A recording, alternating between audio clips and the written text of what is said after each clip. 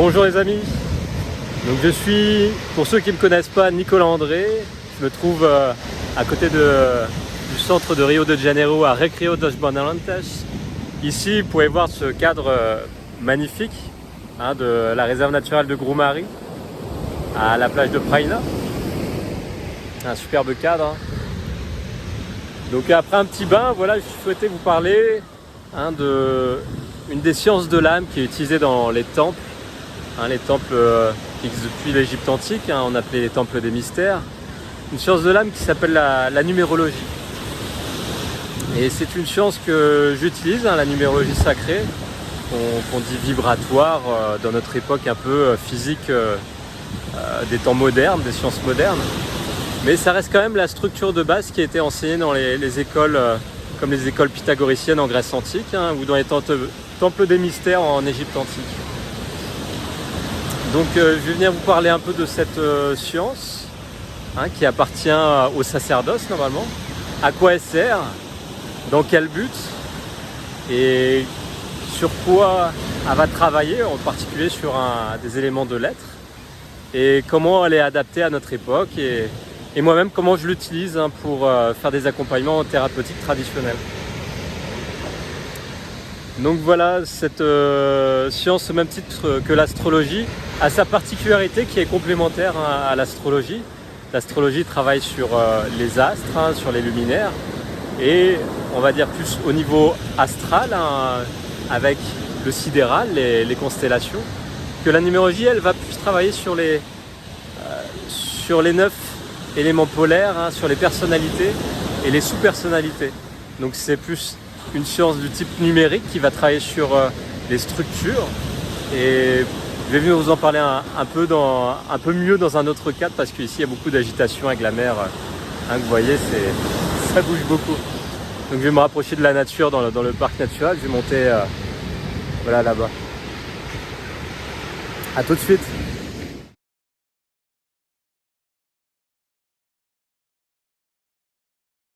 Bon, me voilà sorti de l'agitation de la plage, je me dirige vers le parc de Praia, parc naturel, avec une petite coco. Donc un cadre un peu plus cool, tranquille, légal, comme on dit ici, pour vous parler de la numérologie. Donc la numérologie, c'est un outil qui est utilisé depuis très longtemps, depuis, comme je vous disais, des temples des mystères, à différentes époques, l'Égypte antique ou la Grèce antique. L'Égypte antique, c'était les prêtres qui l'utilisaient dans les temples qui initiaient le sacerdoce, où il y avait différentes strates dans le temple, différentes parties. Puis on rentrait vers le centre comme les couches d'un oignon, et puis on rentrait au cœur de la spiritualité. Et c'était réservé seulement aux plus grands initiés au centre. Et à la Grèce antique, c'était Pythagore qui avait vécu des enseignements comme ça en voyageant dans différents lieux.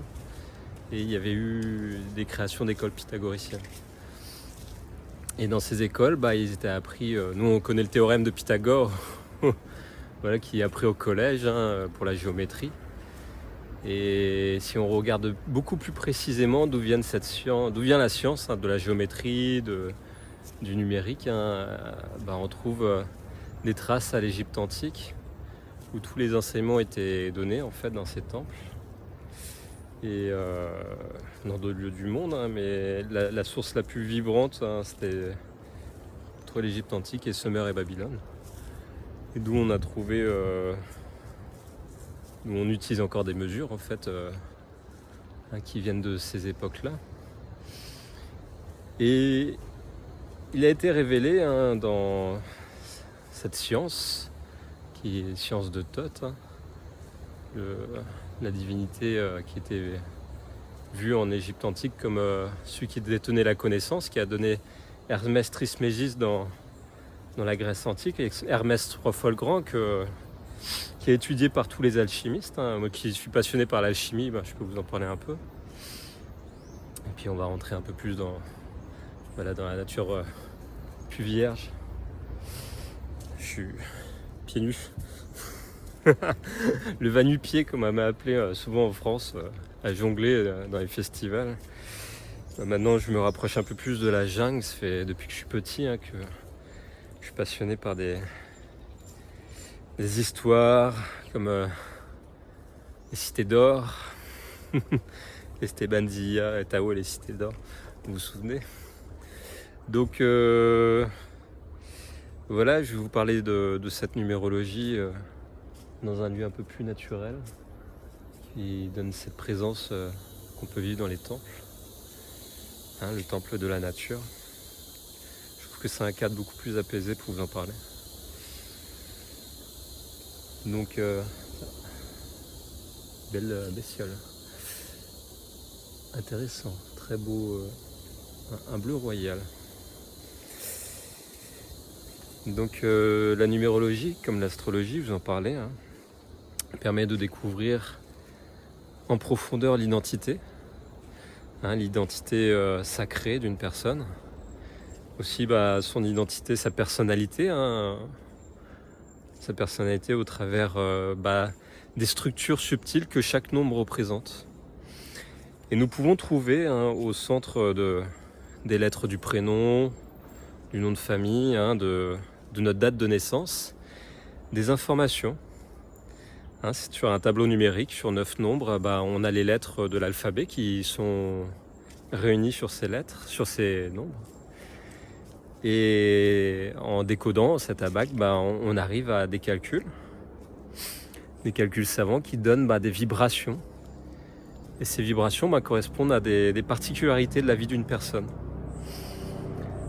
Voilà, donc petite introduction sur la subtilité de cette science. Et c'est au travers ces calculs de nom, prénom, date de naissance qu'on va découvrir le chemin de vie d'une personne dans sa ligne de destin et aussi dans sa destinée, comme on dit, sa bonne étoile. Voilà, je vous dis à tout de suite.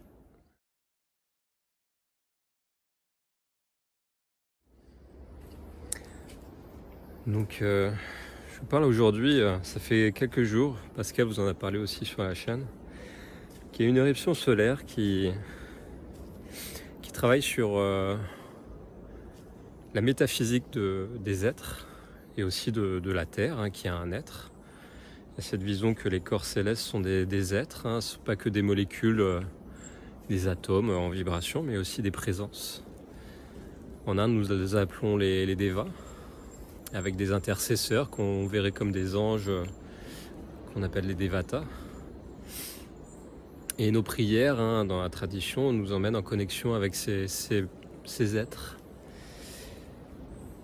Et actuellement, il se passe des vibrations très puissantes.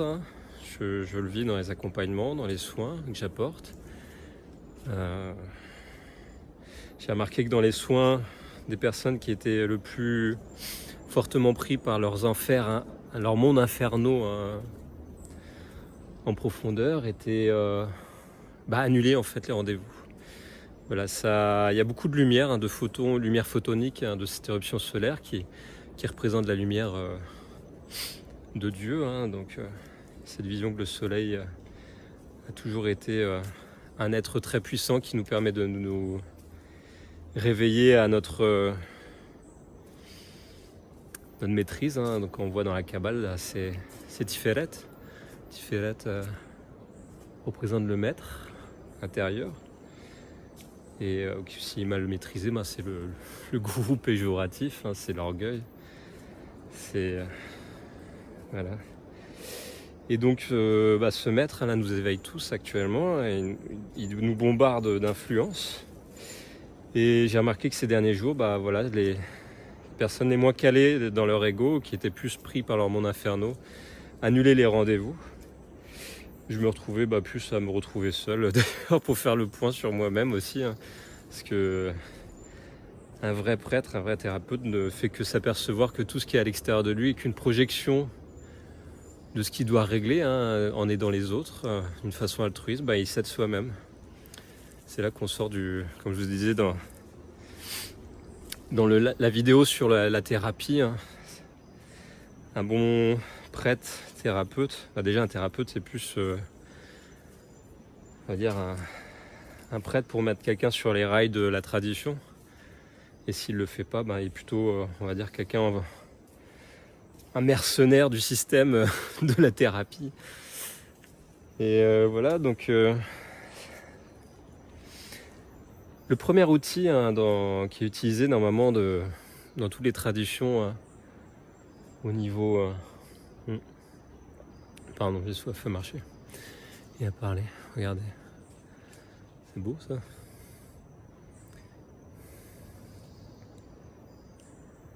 Il y a du monde là-dedans, il y a de la vie.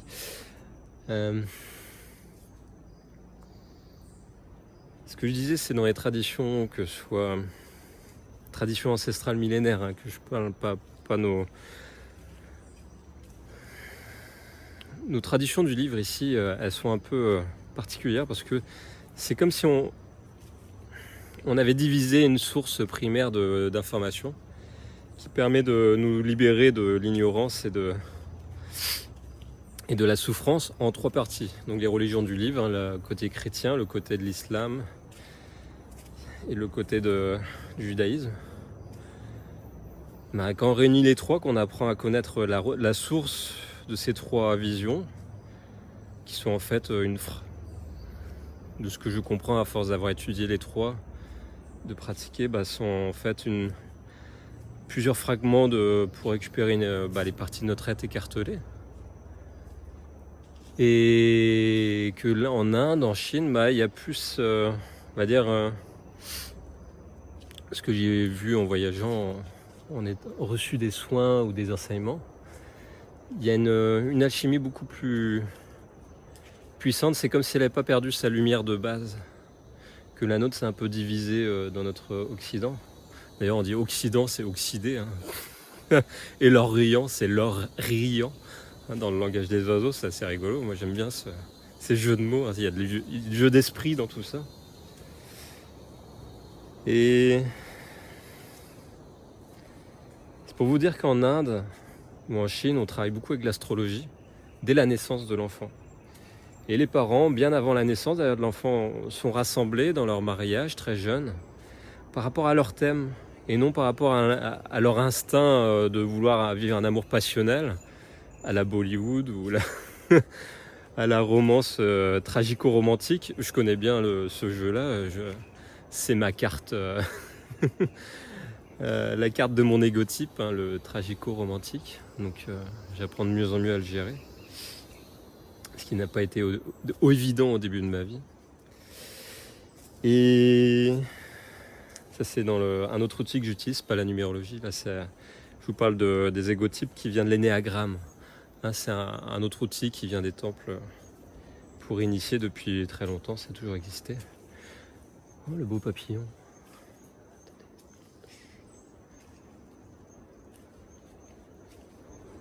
Ah.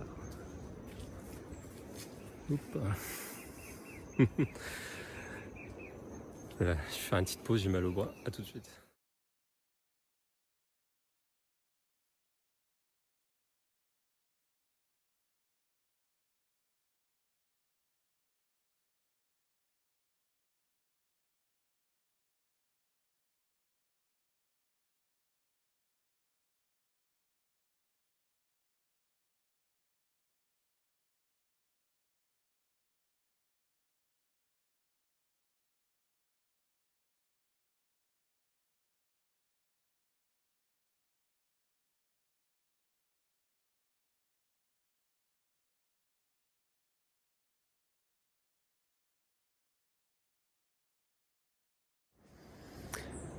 Voilà, donc après ce beau papillon, je vous disais qu'en Inde et en Chine, voilà, il est utilisé ces outils depuis tout temps et que nous on l'a un peu perdu. Ça s'est perdu dans les influences des agrégats au fil des 2 millénaires là.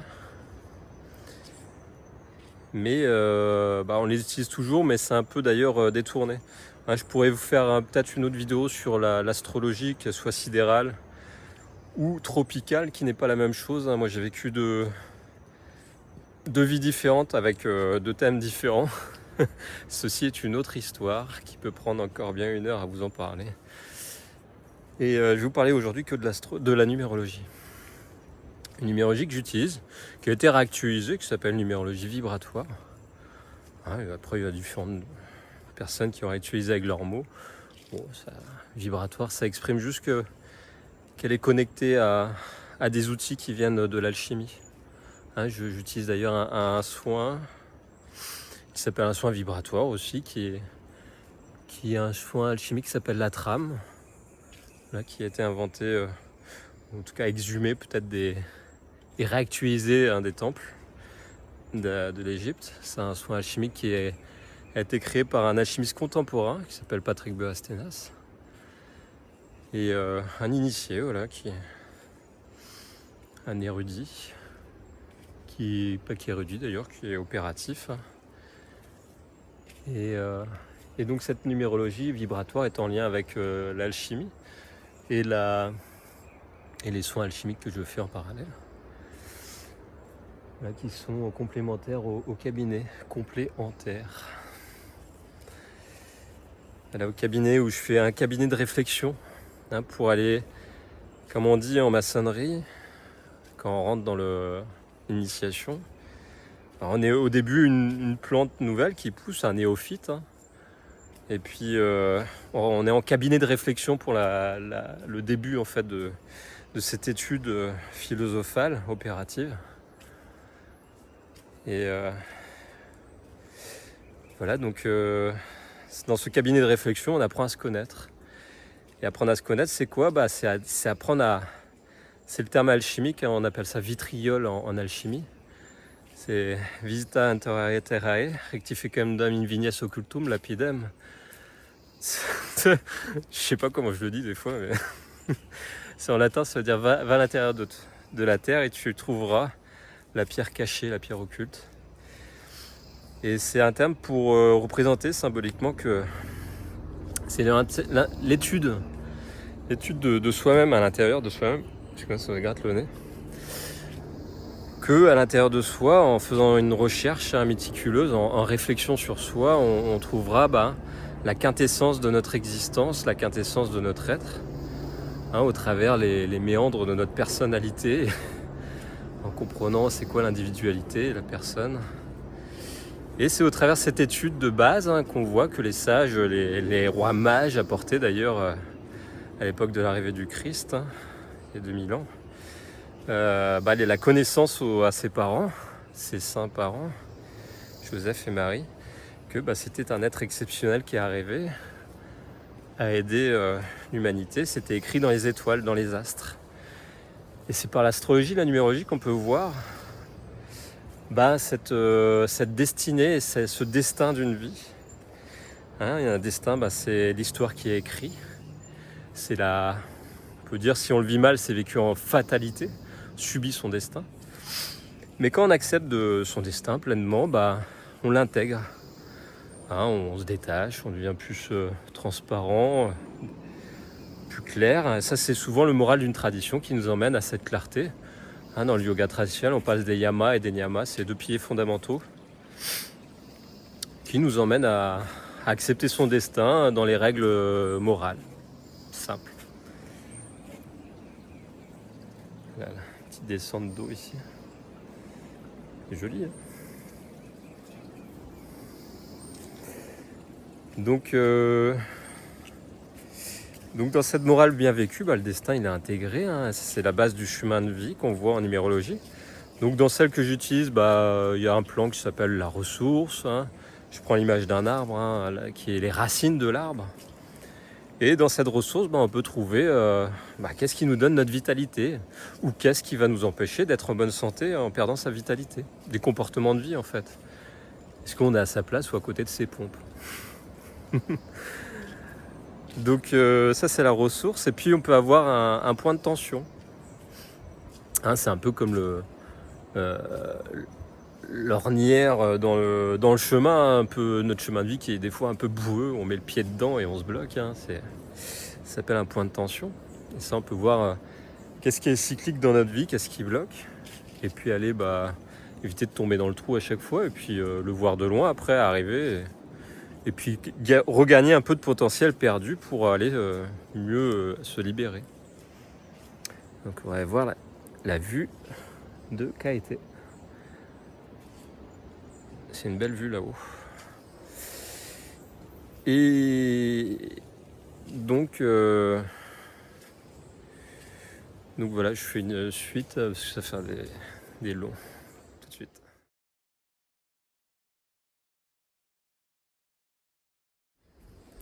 Et si ça grimpe un peu plus, hop, changer de coco. Wow. Ça grimpe là, ça prend de l'altitude. Donc je disais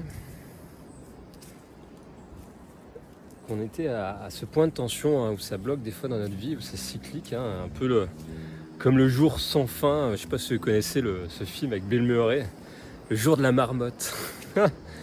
Bloqué dans une boucle temporelle là où tous les jours il vit la même vie, la même journée dans un petit village. C'est un journaliste bien imbu de sa personne, jusqu'à ce qu'il prenne conscience que il est totalement égoïste et puant, et qu'au final il sort de sa boucle à partir du moment où il prend conscience qu'il faut aimer les autres et qu'il s'aimait pas en fait, qui était un pur matérialiste, assoiffé de pouvoir et de son ego.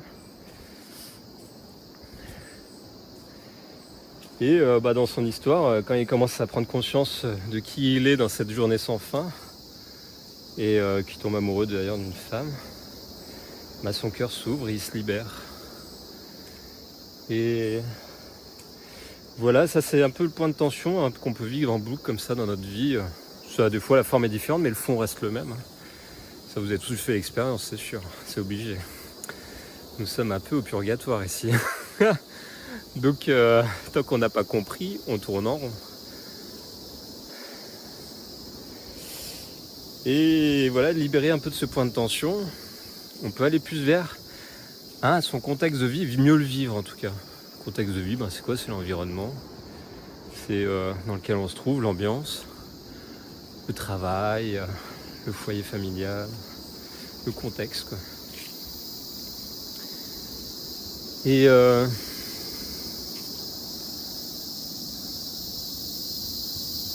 le fond du boucan, ça résonne dans la tête après.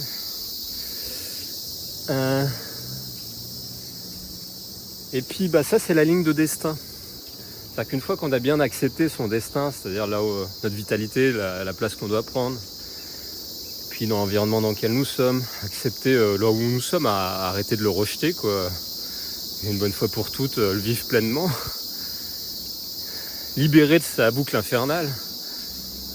Parce que Satan, il adore mettre les gens dans des boucles infernales. C'est ça son but, c'est l'administrateur, il administre tout à l'envers. C'est ça que ça veut dire en sumérien, Satan, l'administrateur. C'est l'obstacle à la lumière de Dieu, qui nous traverse tous, le Saint-Esprit, dans la vision chrétienne et alchimique. Une fois qu'on se libère de sa ligne de destin, en apprenant à accepter, en fait, prendre son rôle à plein cœur, à cœur, et on peut aller vers sa destinée. Et la destinée, c'est quoi? La destinée, elle nous permet de voir notre bonne étoile, qu'on peut voir d'ailleurs en astrologie plus sidérale, notre bonne étoile. Par rapport à l'astrologie tropicale, on reste plus sur les tropiques des 4 éléments. Donc notre bonne étoile, notre chemin de destinée, c'est la réalisation, c'est tous les fruits. C'est là où on doit cibler pour aller se diriger, l'objectif. Tous. Mais pour ce faire, on va devoir apprendre des choses, c'est un chemin d'apprentissage. Et réintégrer comme ça des informations pour équilibrer notre thème. Et intégrer pleinement notre thème, parce que notre thème, on le vit pas intégré, vu que ce monde tourne à l'envers. On est tous à côté de nos pompes, généralement, influencés par le collectif. Il y a une espèce d'énergie globale où tout le monde est... Ça, les raves côté hébraïque, ils en parlent bien, hein, les rabbins. Que dans cette fin des temps, c'est dur de vivre même une tradition tellement qu'on est à côté de ces pompes, tellement qu'on n'est pas du tout à sa place, et que c'est une lutte de tous les jours pour intégrer sa ligne de destinée. Et je le vois bien dans les accompagnements, hein. C'est pas du jour au lendemain que j'arrive, et c'est très peu de personnes que j'accompagne qui gardent la vibration dans laquelle je peux les aider à se brancher, hein, leur destinée. Très peu arrivent à garder cette destinée, cette vibration en luttant contre ce monde qui marche en l'envers. Souvent on se fait récupérer, hein. Parce qu'il suffit qu'on dorme un peu trop longtemps la nuit. Et le même papillon, plus grand encore, plus beau. Je ne vais pas vous montrer, il est parti dans la nature. Et voilà, donc cette destinée nous permet de... C'est le sommet de la montagne, hein, ça nous permet de... C'est l'Axis Mundi, notre centre spirituel, notre gourou intérieur. Tout de suite.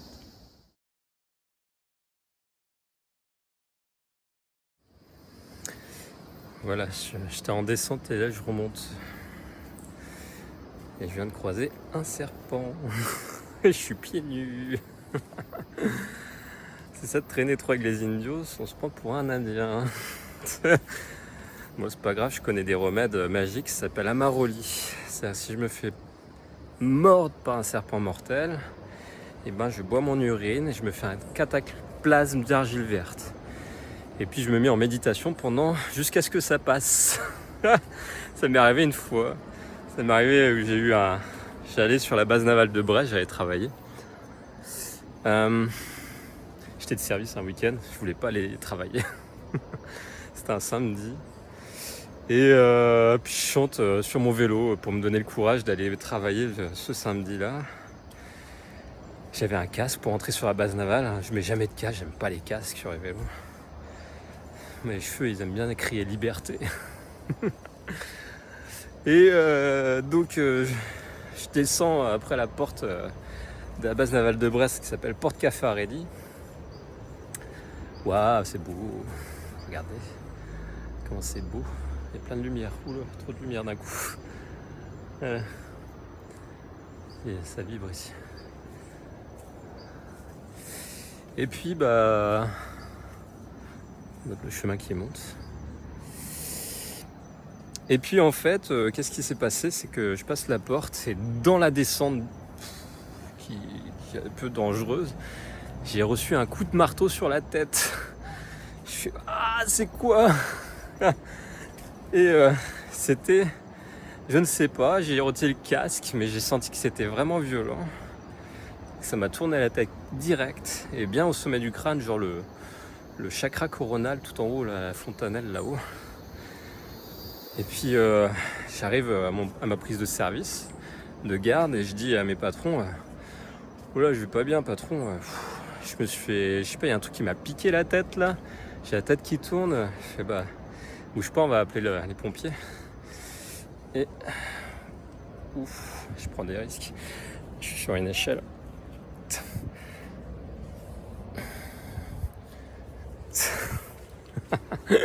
Échelle dans la terre. Vous l'avez? Ouais, elle a vu là. C'est beau. Bon. Et puis il me fait bouge pas, on appelle les pompiers. Les pompiers ils arrivent et tout. Il fait vous avez encore le dard dans votre crâne avec le petit sac là. On a déjà vu ces genres de dards, c'est un bourdon. Vous êtes fait piquer par un bourdon. Ou un frelon, je crois. Non, c'est un frelon qui m'a dit. C'est pour ça que j'étais bien sonné. Au sommet du crâne en plus quoi. Donc c'est pas des chants, n'importe quel chant que je chantais sur vélo, c'était des chants chamaniques. Donc voilà. Ça m'a fait un aller-retour à l'hôpital de Brest, là, l'hôpital des armées.